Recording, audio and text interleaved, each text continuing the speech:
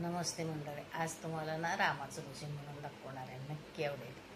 चला तर आपण रामाचं भजन म्हणू. पुढे पुढे राम चाले,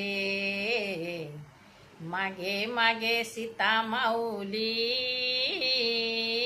पुढे पुढे राम चाले, मागे मागे सीता माऊली. काळ कसा आला रे, कुणी मला हाक मारली. काळ कसा आला रे, कुणी मला हाक मारली.